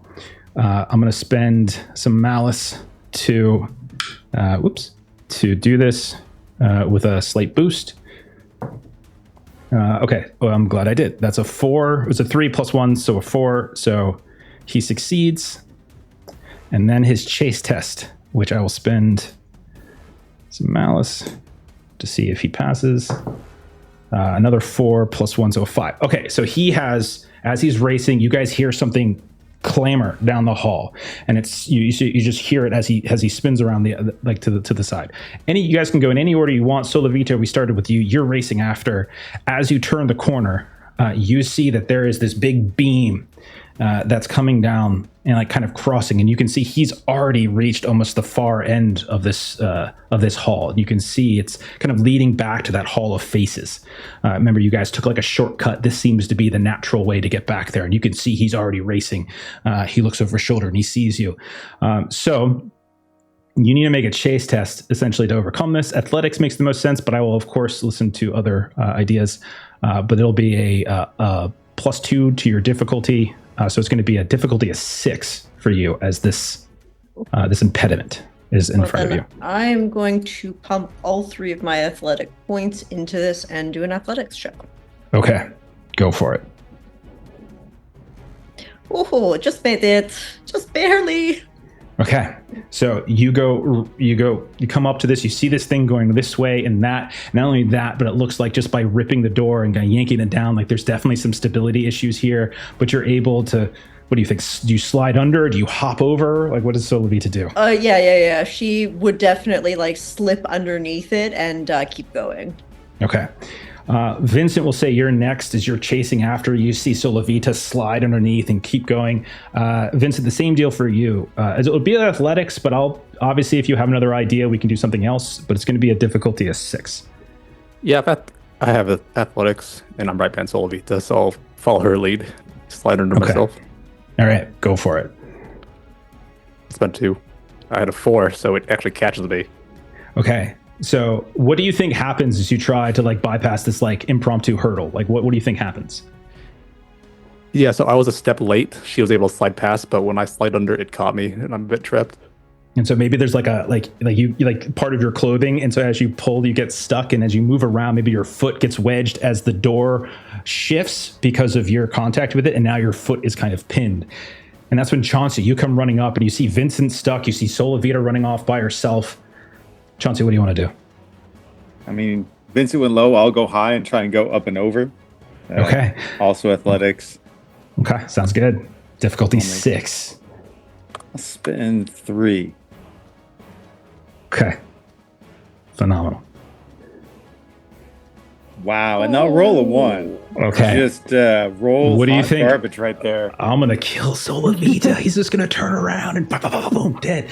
You have no help. It's just like Simba Room. This is crazy. All right. Yeah. So, oh no. So Jeremy, what do you think happens as you try to like hop over top? Chauncey, go over. Well, I'm stuck below. I think it's because I'm such a selfish prick. I try to actually like leapfrog off Vincent, thinking that it'll propel me forward, but my foot gets caught in the same bit of fabric that got caught on the thing, and it's just this absurd like I think it's the extreme luck going the other way. Okay. His foot just gets caught impossibly, and he face plants. And he just face plant. As Solovita disappears from view. We cut then. We're now like racing through that chamber of faces. We're coming up to that altar, and you can see all these faces are looking down. It just goes looking over, and he just sees Solovita. Like there's a moment, Solovita, where you think like he's thinking about maybe just turning around and fighting, but he thinks better of it. And I'm not going to do any special action. I'm just going to run because I only have so much malice. I'm going to burn some malice here to get on my chase. So he's just going to try. Jeff? Yeah. Sorry for interrupting. Could I do a flashback, spend preparedness points, and do a flashback to say that I reset one of the traps and this guy's going to run back through the trap? I love that. Absolutely. Yeah, let's do that. That's fantastic. That's so fun. Aaron. That's so the staircases that we're going, like that winding stair that goes up to the Hall of Mosaics with those thin threads that makes brings those memories back. We see this image of like Arkadiy very carefully like resetting the thread. Okay, so he races through this Hall of Faces. He's going through these different like going past these cells, starts racing up the stairs, and this is going to be basically a +2 so to his roll. I have to succeed on my preparedness test. I'm sorry. Yeah, go right ahead. Go ahead. I will spend. I'll spend 4 points of preparedness though to make sure that this goes off. You got it. I got an 8. Okay, so this is going to increase his difficulty. Oh God. So if he says she's going to catch up with me. Come on. 5 on the die. 5 on that's +2, 7 total. So he gets up, and right as he's about to go in, it's just right at his eye line, and his eyes are about to kind of get cut, and and he slips and falls. So Levita, you hear him kind of stumble and like does this forceful limbo underneath it, but he calls out, and he's continuing to scramble. So Levita, it's your turn, but I'm going to say the difficulty. Doesn't it go the other way though? What's that? He rolled a 5, so it would have been a 3, right? Not a 7. No, the difficulty of his tests go up by 2. So he needed a 6, and I rolled a 7. Oh, okay. Sorry. Okay. No. I was confused. Okay. So Solovita, you're racing up. I'm going to say you know about the trap, so you know the duck under. No difficulty to your roll. You just roll like normal, unless there's something in addition to that you wanted to do for your chase test. What are you thinking? Okay, so remember how I was fascinated by the altar last week? Yeah. That's kind of like a statue. It's made out of stone. Okay. It's got little icons of creepy swans on it. Okay. Maybe they, jump off and start like trying to bite his ankles. And this, I recognize this would take a point of corruption to do the animate from afar to assassinate thing, but Okay. I want tiny little duck statues to go, or sorry, swan statues to go after him. Please and thank you. That sounds hilarious. So yes, we see him racing across the He should be mosaic about room. at that point now. Yeah, we see him racing across like Solavita. You're like starting to go up the stairs. You're going through whatever mantra, trying to reach out, visualizing this strange, like grotesque looking swans at the base of this. Well, actually, no. The second one was more like the kind of that weird bit of texture, like the foxy thing. But we could say like it was the grotesque swans. Oh, okay. Okay, so you're going to spend the point of corruption. I spend the point of corruption. I need to do a test. You need to do a sorcery test. Yes. For the health test, because I'm doing an internalized corruption. Okay. So that's our first corruption thing. Yeah. Nice. Let's see here. So I Solavita and Vincent with their corruption sorcery stuff. Yes. Okay, so I must make in combat with sorcery. It is a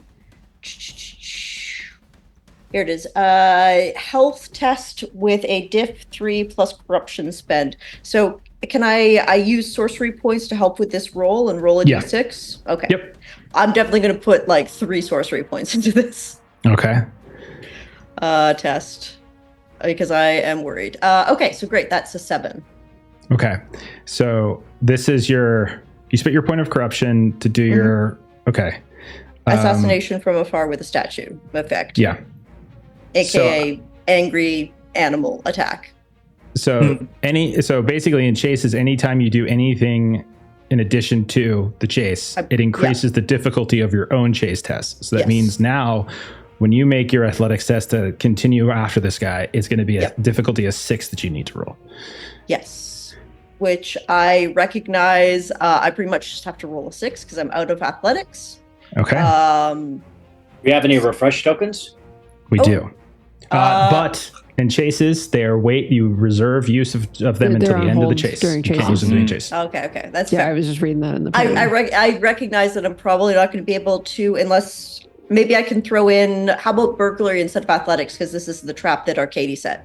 I'm fine with that. Yeah. All right. Like little, like Catherine Zeta-Jones action. Yeah. You guys know that. Entrapment. Just slipping underneath. Because that one I have points in. Now I'm going to spend all my points in this chase that it's going to knock me out as soon as I catch up with this guy. That's 3 points, which is good because oh darn. Okay, I rolled a 5, so it's still below. So I don't. So continue. you get tangled up, even though you know it's there. You get tangled up. Maybe you duck, but like your leg clips it. And so you stumble, and as you fall down onto the stairs, you start tumbling down the stairs. So you are out of the chase. I'm probably unconscious at this point. I'm not going to cause damage. It's more for me like the narrative effect of you tripping, falling, and just like superficial wounds as you start like in, ego, as you start dropping down. Okay. So because you fail, that does mean the quarry gets away. However, you did create some. I attacked him from afar. You did. So, okay. You're gonna hear shouts. You're gonna hear like ah! Like suddenly from above, and then you hear like the sound, like distant sounds of like muffled fighting and like something swinging, cracking, and then silence. And as we take stock of where we're at, Solavita, you're up on level 2. You're at the stair to level 2. Vincent and Chauncey, you're pinned or stuck to this wedge in the hall. Fortuna, you've been binding up the wounds, or binding up the arms of this one guy. Arkadiy, you return, blood on your blade, one guy dead.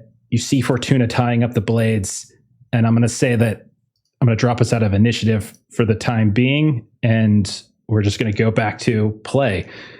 I'm going to give it to you, Arkadiy. It's been a while for you, so let's start with you. What do you got? What do you want to do? He goes over to the guy that he knocked out, and he quickly binds his hands behind his back and gags him, and then he methodically breaks all 10 of his fingers. Because he thinks he's the sorcerer, and he wants to make sure that it's hard on him to do any kind of casting. Absolutely. So that's what he's doing. Spending some time getting him bundled up. So Fortuna and you both have bound, and you have 2 prisoners, so to speak. You have 2 of them here. You know, one of them, another one has died. Another one has wandered somewhere into the dungeons, and you don't even know where, but he is out there somewhere. Chauncey and Vincent, I'm not going to say it requires a roll, it just requires time. But after a few moments, after Solavita has turned the corner, you 2 are free to get up and move. What do you think the 2 of you do? Help me. I think a piece of one of those faces got in my mouth. How vile. But Solavita's run ahead. Shall we catch up? Dust myself off a little bit. That smells awful.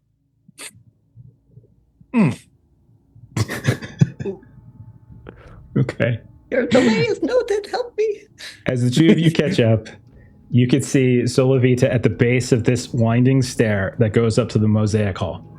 You can see that she's got, like, you know, again, a bruise or 2, nothing that's going to kill her, but like she's on her back, kind of staring up, legs kind of tilted this way and that, as she just took a fall down the stair. Yeah. Where's the assailant? Well, I got a bit distracted. I cast a little bit of a spell, and he got attacked by, you remember the weird little animal creature statues up there? Yes. So I don't know, but there was fighting for a little bit. You can go take a look. I'm going to lie here for a little longer. So you don't need me to carry that, correct? Well, I wouldn't mind a hand up. I think my knee is bruised.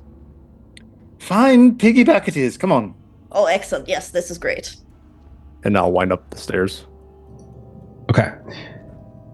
And as you go up the stairs, Vincent, and you look out into that hall that had that kind of half mosaic of the ship and the half mosaic of the woman beckoning a fox closer, you see a few shattered, like there's like a couple shattered bits of stone, and like this one mobile, weird, kind of grotesque looking creature that's kind of licking up the ground, stone, licking on the ground where there's like blood on the ground. You also notice that there are there's like a ledger or 2 that has fallen, and you see like a trail of blood. So here's what I'm going to say. Because it was kind of a 50-50, I'm going to say he dropped some of his things, but he still gets away. So I feel like that's a good compromise. Cool. And so you see he's got some, so he was carrying a big bundle. Some of it he dropped in the process of trying to flee, and it definitely got a wound off on him. But you don't see any signs of the assailant, Vincent. Well played, Solavita. You wounded him, but you let him get away to tell the tale, not to mess with us, and he dropped some things. Well, I worry about the ledgers that he did get away with, although we do have some, because you may have noticed there's some bad stuff down here from our family that we don't really want people to know about. I intend to drink so much I forget entirely about this place, so no, I'm not paying attention to any of it. And I'm sure you got all the good ledgers. Oh, well, thank you, yes. Vincent, can you pick those up, please? Thank you. This is yours. You earned it. Oh, yes. Don't worry about the little statue guy. I'll tell him to go back. Go back. It looks up at you, and it's just like this creepy looking, like kind of like a fox, right? But it has, again, that with those weird eyes, and you can see its mouth, this long snout, it's just covered in blood. It's a stone mouth that just licked up the blood of this man from the ground, and it just kind of looks up at you like this demented looking demon dog. Yes, you need to go back to your position now. You're done. Thank you very much for your work. You go back now. Turns, you hear thump, thump, thump as it slowly turns, and then its head as it leans back and looks at you, Solavita. Blinks, like you see its eyes even blink. And then it turns and... Yeah, that's part of our family. Okay. Did you mention what corruption you internalized? Like what yeah. It would have just been like a ward or something. Would just be like a new one, or would you have many others? So whenever you pass the test, hang on, I had it right here. Where did it go again? So whenever you pass that test, it's something that is sort of small and not particularly noticeable, I think, if I recall correctly. I can't find my handout. I'm sorry. Yeah, success means you note a small thing that has changed on your body, usually related to how you learned sorcery. Failure means it's a change that's noticeable to an observer. Oh, then instead of a wart, it probably would be like somewhere unnoticeable, but just one tiny little scale. Sure. Yeah, I think that makes sense. Okay. All right. So, group's a little split. Vincent, Solavita, Chauncey up a little further, Fortuna, Arkadiy back. There's still the missing foxes. There's still the missing, the one that kind of just wandered off as well. You haven't accounted for him either. What do you guys do? Is the glowing door still open? You notice that the door here is different than some of the others, which have mostly been made from some kind of swollen wood. This is stone. And there's no hinges in the way that you would expect a door. And then you see these glowing runes. You would probably conclude, I think you're both capable people, that this was somehow a kind of a locked special room of some kind. And these lit runes have somehow allowed the door to open. But you can see as you look inside, it's some kind of like chamber or office. It's been ransacked significantly, all sorts of damage as well. What do you guys want to do? What do you want to do here? So Arkadiy would look back. Fortuna, I am going to go through the door here and look around, see if I can find any foxes or any other information or perhaps other hidden foes. If stone door shuts, please make sure Vincent or Solavita opens it back up. I assume it has something to do with bust of ancient ancestor. And then he will creep through the glowing doorway. Okay. And Fortuna's like about to like respond, and then like he's gone, and so she just sort of looks around and looks at her two wards, basically, that she is watching over. So, Arkadiy, you step inside, and a few things you notice, just like anywhere else, like there's structural damage, but here it looks far better than other places. Like the sort of how it's been encased or entombed has allowed it to maintain better quality over time. You notice that in the center of the room, there is a circular pool. It's maybe 4 feet across in diameter of this very dark, brackish, murky liquid water. You can see that there are shelves that have been completely ransacked and likely were what was getting taken down.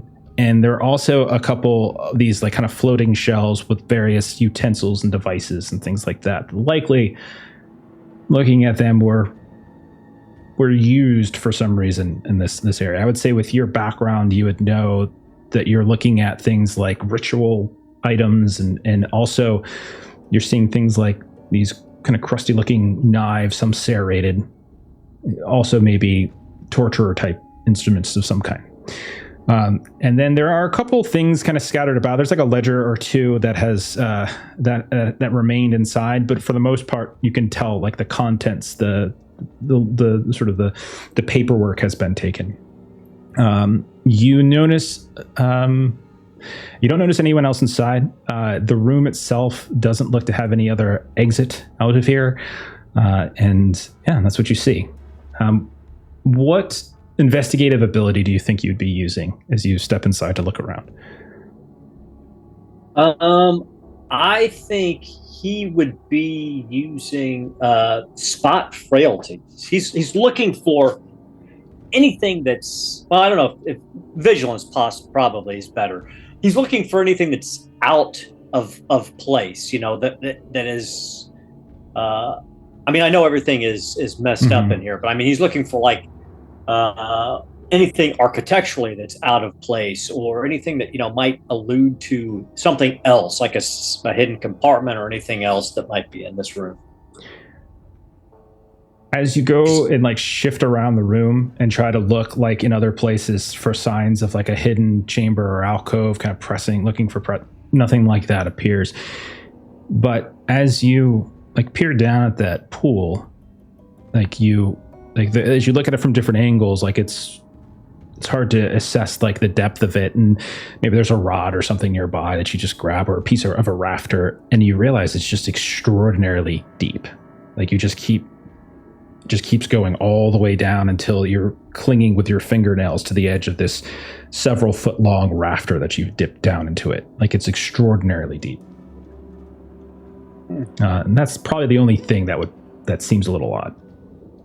He'll slip out. Fortuna, dear cousin, there is a very deep pool in the room. There are other ledgers in the lake, a few that were missed. I see no enemy, no secret door, no sign of foxes.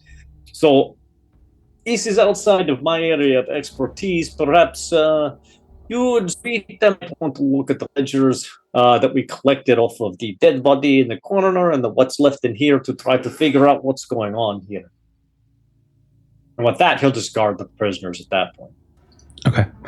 I'm still curious, though, where the foxes have got to. Did we not perhaps bypass because we were in the room with the faces, and then Cousin Chauncey leaned and fell into an area? There was another way that we could have gone. Yes? It's possible. Perhaps when others come back, we might be able to see if additional pathways are through here.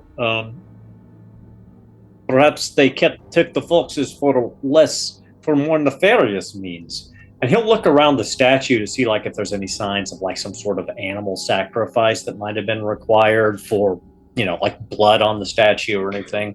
There's definitely blood on the statue, but you don't notice signs of any animal remains. Like you can see that someone has very rich. It's not like just a blood splatter from your fight.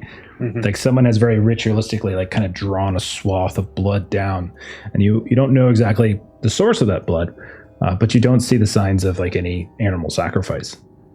You see the blood on the statue here makes me think perhaps it was a component for the ritual of opening it, and since we are the family of the foxes, perhaps that is why they brought the foxes down.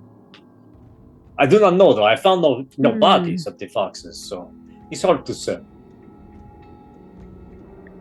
So, Fortuna, was there anything else that you wanted to do before we bring the other three back?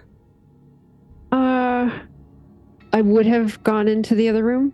Okay. When he suggested that I do, I would take that suggestion. And what ability do you think you would be using as you examine the area? I would say, would laws and traditions fit here, or I can just do straight vigilance?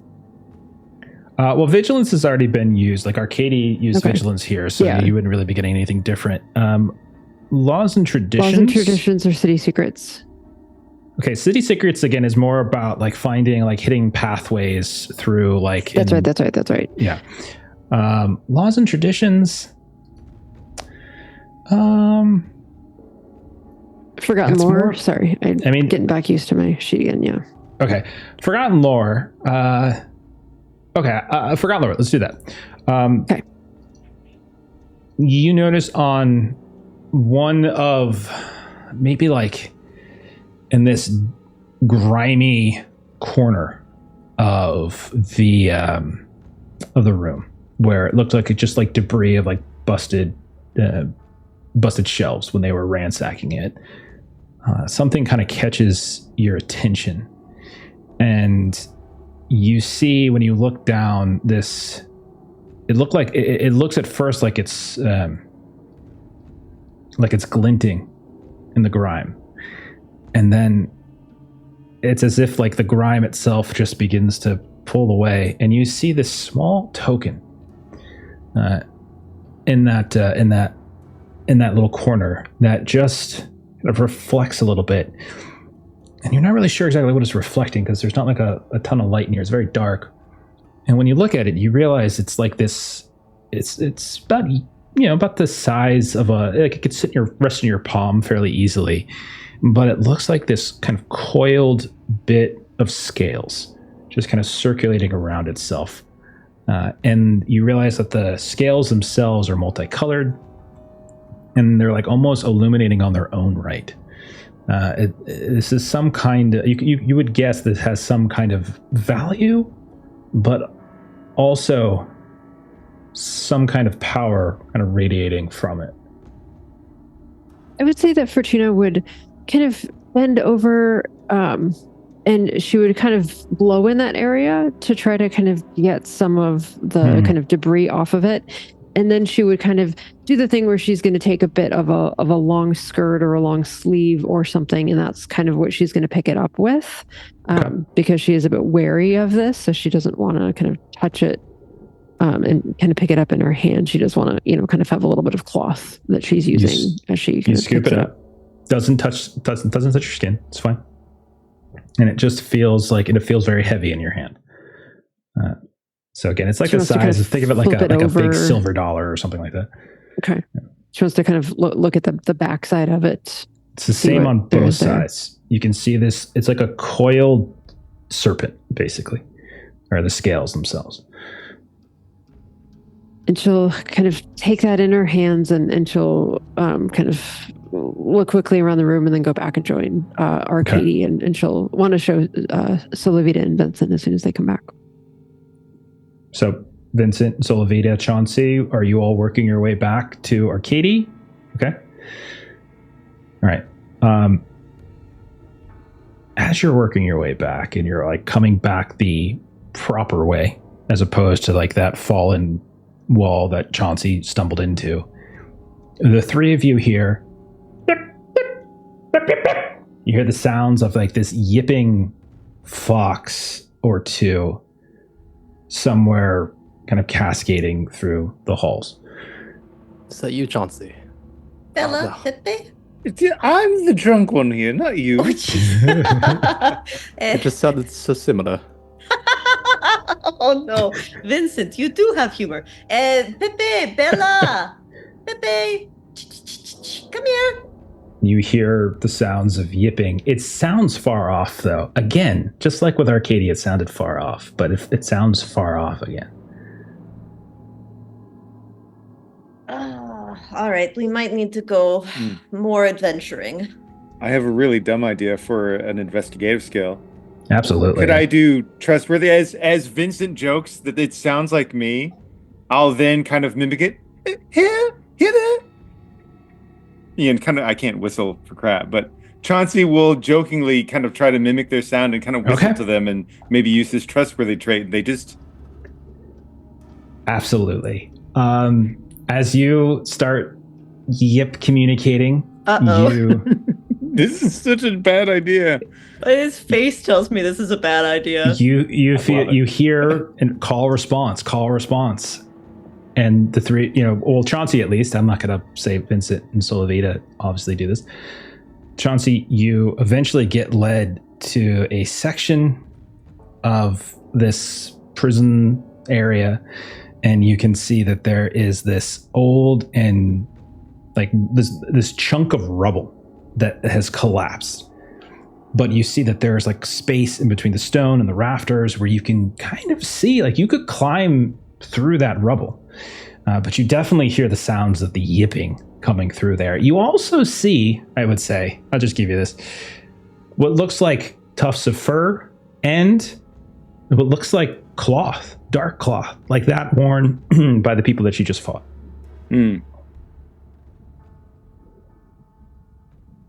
Delivered this right here. Vincent, you are the one who knows this area so well. Clearly, I will follow your lead. If you say they're in here, then follow me. Chauncey, do you want me to get off from the piggyback? Well, let's let Vincent go first. We don't want to impede his movement, of course. Let's bravely stand back Oh, and watch out for any trouble for him. well, as someone who's kind of okay, well, yes, I'm just going to bind a little bit of the bleeding on my wounds while you do this, Vincent, if that's okay. You haven't been bleeding on me, have you? Yes, I have. Yeah. Goodness, that's gonna be so difficult to get out. Oh, yeah. It's like right in the back area. That's really hard to reach too. Yeah. The one Okay. bind wound spends gives you 1 health back. Yeah. So I would be spending 2 bind wounds to get Okay. 2 health back. Yeah. Okay. So the 3 of you are descending into this little hole in the wall floor area. Okay. You keep doing the call and response, Chauncey. At a certain point, you guys think, as you're setting your feet down, it feels like another set of stairs again, like this like heavy stone, crude stair. Like the masonry is not particularly precise; it's very uneven. And eventually, the sounds of the yipping gets louder and louder and louder. And what you see is, as your feet go down, you hear a splash. And then you still hear the yipping and the yipping and the yipping. And you see, as you follow this sound, it eventually curves around to this sort of dome-like chamber, massive. And your light is reflecting. So if anyone's got light, it's reflecting off of water. You can see there's a lot of water in this room. It's reflecting off what looks like tiles, like the underside of the dome is tiled. There's like some kind of mosaic, a mural that seems to be spreading, and this kind of corrupted grime seems to be covering it. You see in the center of this large chamber, there is this sort of gnarled, old, petrified tree that's just kind of reaching up, this hand kind of coming up from it, kind of gnarled and twisted. You see that there is a statue or a figure of some kind leaning down. It's just like you saw in the mosaic. It's this kind of heavy set woman kind of in a squatting position. Her hand is out, and you can see that there are 2 foxes that aren't like kind of leaning, that aren't like looking at her, but they're like barking at this sort of dried area, almost like an island in all the bits of the dark where you can see the footpad that ran away. And he is just kind of sitting down, and he's just kind of in this resigned sense of giving up. He's just kind of staring at the water, and these 2 foxes are just barking at him, barking at him. And he's just there.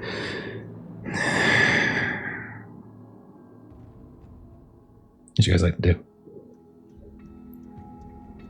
Vincent, that's your emotional damage. I'm going to leave that to you.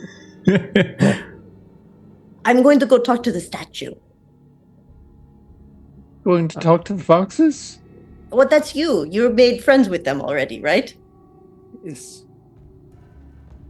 Get away from the nice man, the terrible man, and the terrible statue. Just come here, away from all of this. Yipping, and you can see they look up, and it's not like they're not listening to you, but I'm gonna roll over your trustworthy spin. It's like they're trying to tell you, and maybe even this guy, something, and they're like yip, and their heads are like leaning down into this water that just seems to spread around this domed room like it's a swamp unto itself. Vincent, I think the foxes are saying you need to brain that man. I think they're saying don't go to the water. I think there's You there. look at something in the water. I don't know what the fox says. Okay, well, what does the fox say then? There it is. Someone was asking about There that. we on go. YouTube. I know, Yeah. I saw the comment. Yeah. Okay. It doesn't count when you say it after, though. So, all right. So, Vincent, what do you do? They keep egging you on. What do you do? Call out to the man. You there? Show yourself. And he just kind of turns and he looks at you, tears kind of streaming. And he's just shaking his head here and there. Vincent, you see the water near him. He's at the edge of it, right? He's sitting on some like pile of refuse or mud, or maybe there's stone. It's hard to say. You're a ways away from him. You see it kind of ripple and move, and you see like these two little heads just kind of pop up from it. Like they almost look like, and like their ears are kind of popping up in the way that a fox ear does, and you can see like the eyes are kind of almost glowing, and they're just kind of hanging in the water looking at him. And the foxes that Chauncey's trying to like beckon are like yip yip yip yip, and then you hear yip yip yip yip as you see like these heads just continue to move up above the water, and like these two very large fox-like heads covered not in fur but in scales are like yip yip yipping, yip yip yipping, but in this like sort of guttural kind of sound to it. Everyone's run off. It's only you. You can see one of them begins to just kind of slither up the water, up to the slope. I don't think we should be here, guys. I'm gonna grab the foxes. Thank you for warning us. Yes, thank you. Very good. Let's go. Okay. Chauncey,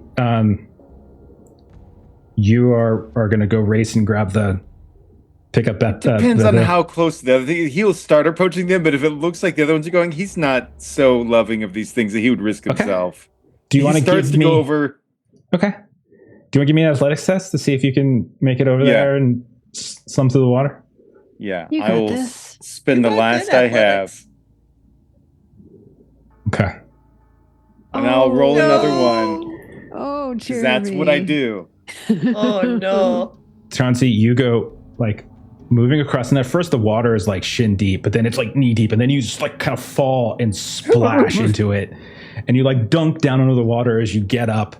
And as you do, you're like almost kind of wading in the water. You're right at the edge of this large central island where the squatting woman and the giant tree, and then the two foxes are there, yip, yip, yipping. And like they're continuing to yip in the direction of this other man sitting down.